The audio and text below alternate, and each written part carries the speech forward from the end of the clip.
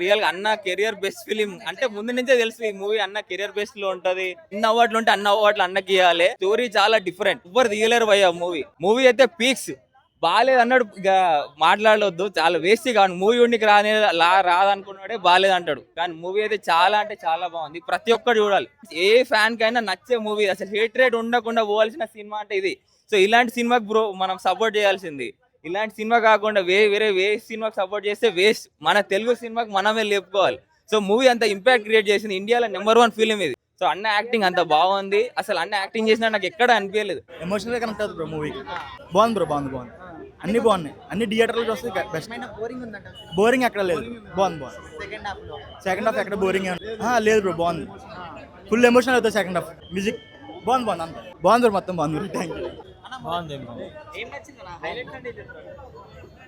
నాకు సినిమా అర్థం కావడానికి కొంచెం లేట్ అవుతుంది అంతే. కానీ ఫస్ట్ హాఫ్ స్లోకి వెళ్ళింది, ఓన్లీ సెకండ్ హాఫ్ ఇంకా ఎమోషన్ ఇంపాక్ట్ చాలా బాగుంది. అది మీరు మూవీ చూస్తేనే మీకు అర్థమవుతుంది. అంటే పర్ఫెక్ట్ గా సూట్ అయ్యింది ఆ సీన్ కి. యావరేజ్, బిలో యావరేజ్ కాదు, అబవ్ యావరేజ్ అంతే.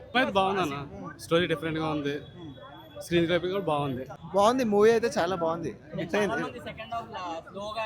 లేదు సెకండ్ హాఫ్ విజన్ వాళ్ళకు ఉంటుంది కదా, అట్లా బాగుంది మూవీ, చాలా బాగుంది.